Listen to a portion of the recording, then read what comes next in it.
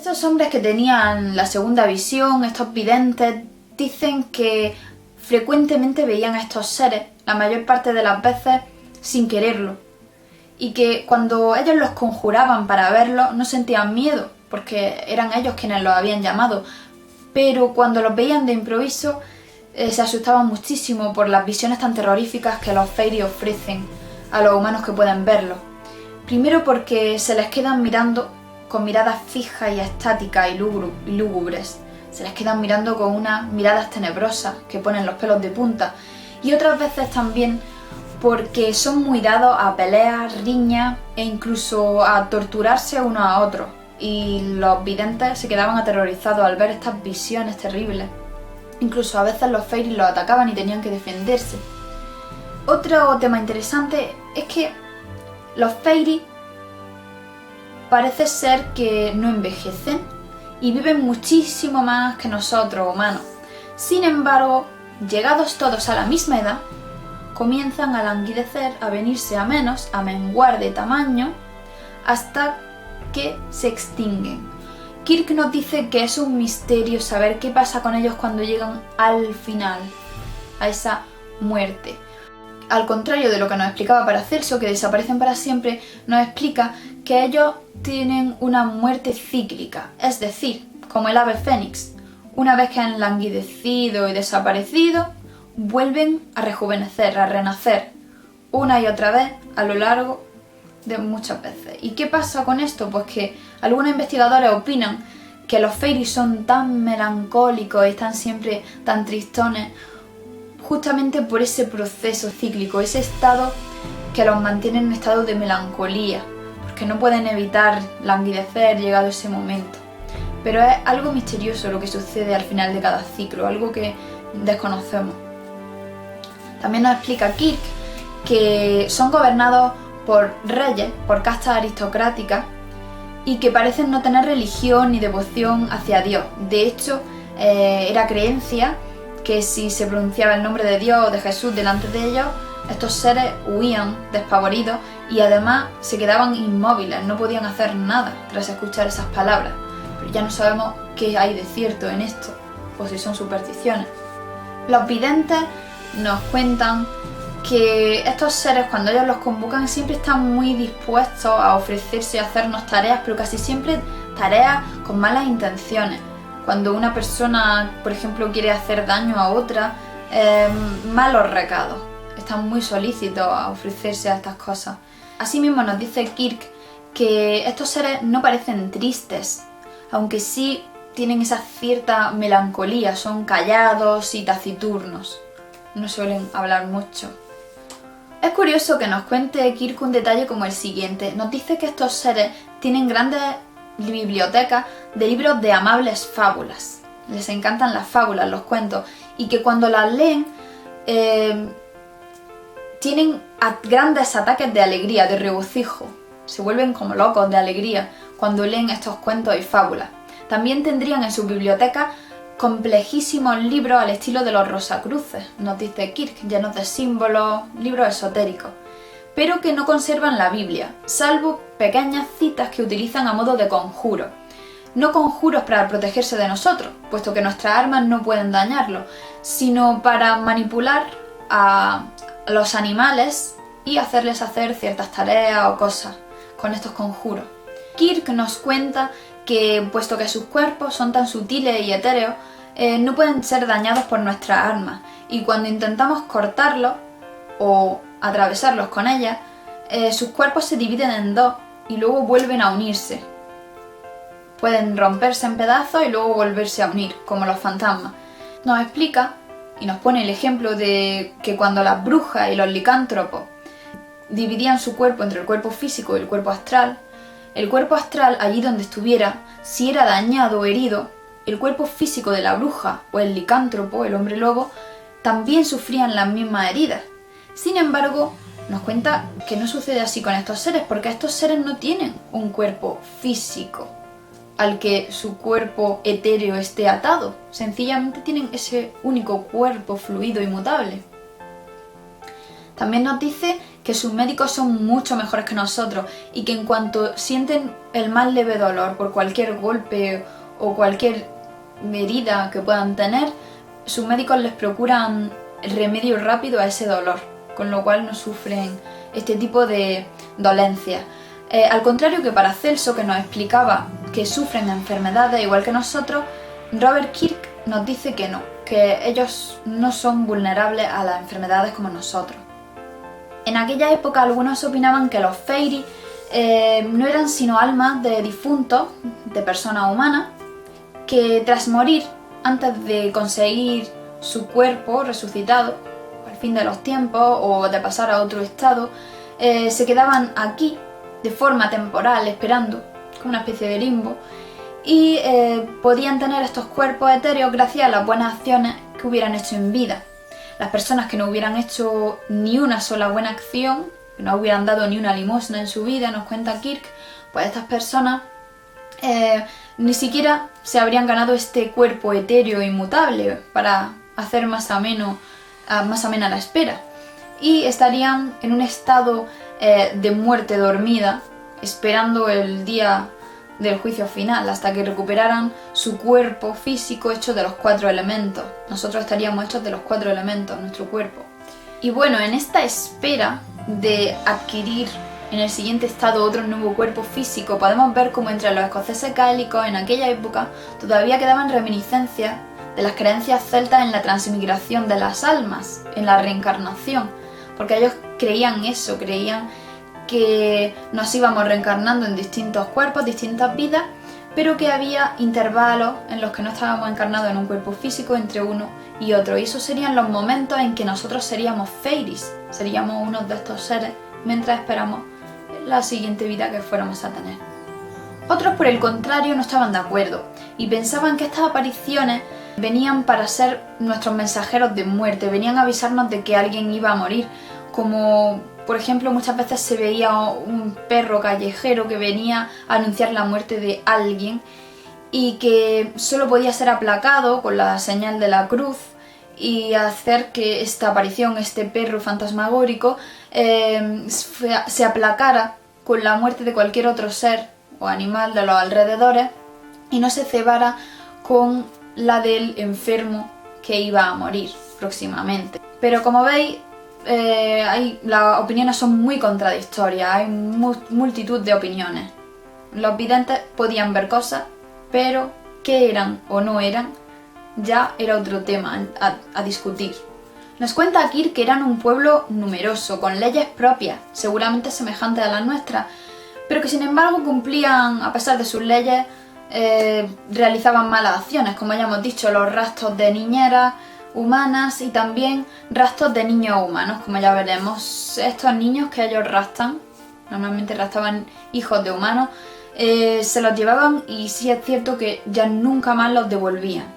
Y seguramente especula Kirk que sería para otorgarles dones espirituales, esos poderes increíbles que ellos tienen, otorgárselos a un humano. Pero esos humanos elegidos nunca regresaban. Hablando sobre sus armas, Robert Kirk nos explica que son armas sólidas y que nos pueden dañar, pero que jamás están hechas de hierro, que parecen estar hechas de una especie de pedernal amarillo y acuñadas en forma de pequeñas puntas de flecha. Esto es curioso porque las describen parecidas a las puntas de flecha de la Edad del Bronce, porque en aquella época, cuando se encontraban estos elementos de nuestros antepasados, solían ser confundidas y tomadas por armas de elfos y fairies. Se creía que estas puntas de flecha de los antiguos humanos eran las armas de los fairies. Asimismo, es muy interesante lo que nos cuenta Kirk sobre sus armas. Dice que tienen algo de la naturaleza del rayo y que hieren nuestras partes vitales sin dañar la piel, como si nos hicieran heridas internas que no se ven a simple vista, salvo si son palpables con las manos. De hecho, Robert Kirk nos cuenta que él había podido ver algunas de estas heridas en animales, en ganado, y que las había podido palpar incluso con sus dedos y ver que el animal estaba dañado pero por dentro, su piel estaba intacta, no se vertía sangre. Asimismo, nos cuenta Kirk que muchos de estos ganados morían y que el alimento, los nutrientes de su carne eran sustraídos y llevados a su morada subterránea para acumular este alimento. Nos cuenta Kirk que para curar esta herida la única forma era palparla con la mano humana, como si el mero tacto humano pudiera curar contra el veneno que estos seres hubieran puesto en el ganado. Pues bien, Kirk nos cuenta que los videntes normalmente no contaban mucho sobre estos seres, preferían guardarse la información, salvo cuando estaban en una especie de trance extraño, como si un espíritu se metiera dentro de ellos y hablara por ellos. Y él pudo hablar con uno de estos videntes en trance durante mucho tiempo. Este vidente le contó que en cierta ocasión, combatiendo contra uno de estos feéricos, pudo con su arma de hierro cortarlo en dos partes, pero que ambas desaparecieron. No vio cómo se unían de nuevo. Sin embargo, sí lo había visto otras veces en las que estos seres habían sido mucho más duros en combate y para mantenerlos a raya había tenido que luchar con todas sus fuerzas contra ellos, incluso atacándolos varias a la vez. Sobre este hombre que él conoció en persona, contaban sus vecinos que lo habían visto a menudo desaparecer en un lugar concreto y aproximadamente después de una hora aparecer en otro lugar más lejano. Cuando le preguntaban por lo que acababan de ver, este hombre siempre les decía que en el punto en el que ellos decían que él se había vuelto invisible, era el punto en el que estos seres lo habían atacado y había comenzado la lucha contra ellos, y el punto en el que lo habían vuelto a ver, el momento en el que en combate había acabado. Así que a estos seres, por lo visto, les encanta batallar y luchar.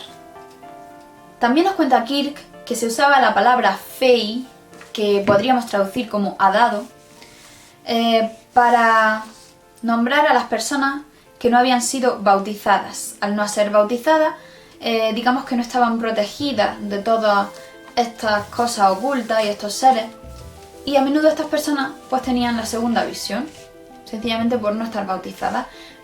Sin embargo, no podían evitar las premoniciones que tenían. Por ejemplo, nos cuenta el caso de uno de estos fey, un hombre que estaba con un grupo de conocidos y de pronto se asustó muchísimo. Los demás no podían comprender qué le pasaba y le dijo a uno de ellos, que en apariencia estaba totalmente sano, que lo acababa de ver cubierto de sangre, que saliera corriendo allí, que huyera. El hombre, que estaba totalmente bien, se rió de él, pero minutos más tarde uno de sus enemigos lo atacó por la espalda y le clavó la daga, dándole muerte. Esa sería la condena de estos fey, que podrían ver sucesos que están a punto de suceder pero no pueden evitarlo, porque nadie los cree y porque los ven poco antes de que vayan a suceder, y mediante cosas simbólicas como ver a un hombre que iba a morir pues cubierto de sangre. Otro de estos casos, otra de estas visiones de la muerte de un hombre, la vio otro vidente que vio un sudario que nadie más veía, que aparecía entre las piernas de un hombre y se iba enroscando a lo largo de su cuerpo como una serpiente, hasta que le cubrió la cintura, después los hombros y por último la cabeza. Nadie más lo vio, pero él supo que por las pausas que hacía mientras iba subiendo aquel sudario, supo calcular lo que le quedaba de vida a aquel hombre, que en apariencia estaba totalmente sano. También nos cuenta Kirk que los feéricos, los fairies, son mucho más sabios para las cuestiones de la naturaleza que nosotros. Saben prevenir el clima. Dice que tenemos los sentidos embotados porque estamos formados por los 4 elementos y eso no nos deja percibir ciertas cosas, y ellos, que son más sutiles, que están formados de un único elemento, tienen esa capacidad como semejante a la que tienen algunos animales para prevenir si va a haber un terremoto y ese tipo de cosas. También nos habla Kirk de que allí en Escocia había multitud de sitios conocidos como colinas de fairies. Estas colinas de fairy, nadie se atrevía a tomar tierra ni madera de ellas, ni a vallarlas. Tenían un gran respeto hacia ellas, porque se creía que los espíritus de los antepasados, los fairies, aquí identificados con esos anteriores habitantes del lugar, era donde ellos descansaban y habitaban, como el mundo de los muertos, pero en el que seguían vivos de alguna forma. Casi detrás de cada cementerio había una colina de Feiris, dedicada en honor a estas personas que estarían enterradas cerca del cementerio, pero fuera de él, por ser de credos más antiguos. Y eran como santuarios intocables y a los que se tenía mucho respeto. Por la noche se supone que estos seres con sus cuerpos de aire saldrían de estas colinas de Feiris y muchas veces iban a las casas de las personas, pero entraban en ellas de forma invisible. También se dice que arrojaban piedras de gran tamaño, y es curioso porque esto se ha dado en casos modernos de poltergeist, lo de lanzar piedras contra casas, pero que no solían hacer daño a nadie. Kirk dice que seguramente porque algún buen espíritu más dado a proteger a los humanos impedía que estas piedras nos llegaran a dar a nosotros. También se dice que estos seres podrían ser almas sin reposo, personas que se han ido con la típica cuenta pendiente, que quieren dar a conocer un crimen que ellos hicieron o sufrieron, alguna calumnia que se les hizo en vida, o tal vez decir dónde escondieron algún tesoro que se ha perdido.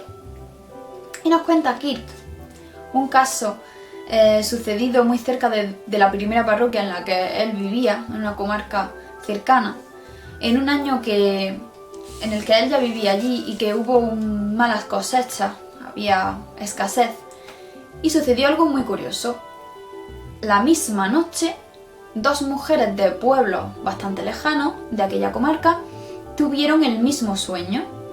En ese sueño o visión, mientras dormían, vieron un tesoro y mientras se estaban despertando escucharon una voz que les decía el lugar exacto donde se encontraba.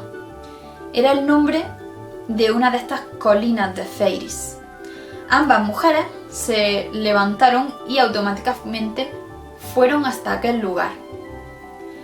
Se encontraron allí de casualidad, se confesaron lo que habían soñado y las dos coincidían, y ambas se pusieron a excavar juntas generosamente hasta que encontraron un gran recipiente lleno de pequeñas monedas legales, pero que ya eran bastante antiguas.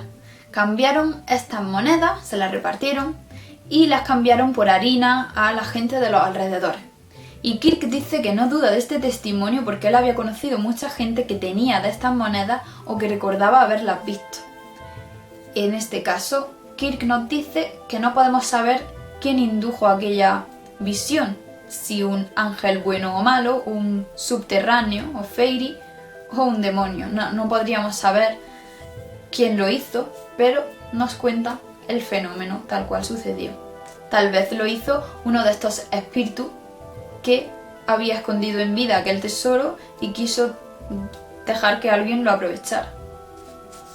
Se supone que cuando estos seres, estos espíritus, ya se han comunicado con un humano y le han dicho su asunto pendiente, podrían descansar en paz y ya no regresaban nunca más al mundo de los vivos. Se quedaban en sus colinas de Fairy o tal vez iban a otra dimensión, no lo sabemos.